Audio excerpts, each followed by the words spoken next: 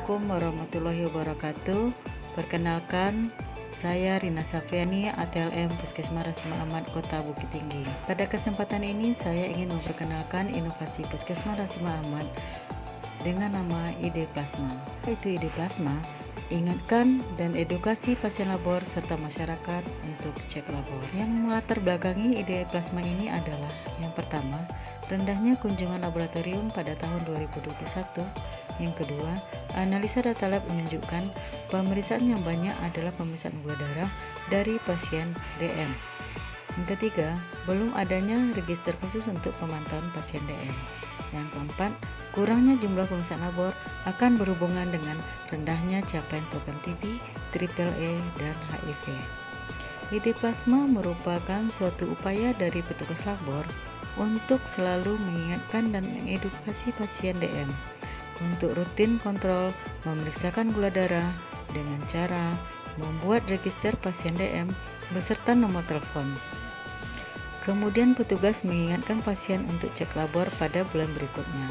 Cara ini dapat dilaksanakan secara komunikasi langsung dengan pasien ataupun dengan lewat WA.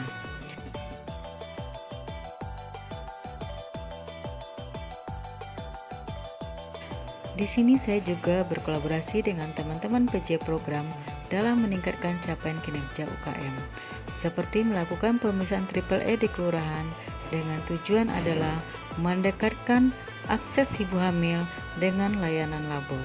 Kolaborasi dengan program HIV dalam melakukan penyuluhan dan screening HIV di sekolah, pesantren, posyandu remaja, dan institusi. Gunanya adalah untuk meningkatkan capaian SPM bidang kesehatan. Kemudian, untuk mendukung program TB, saya juga melakukan penyuluhan tentang cara pengambilan sputum yang benar kepada pasien dan kader peduli TB, dengan harapan mendapatkan sputum yang berkualitas yang dapat mempengaruhi hasil pemeriksaan labor TB.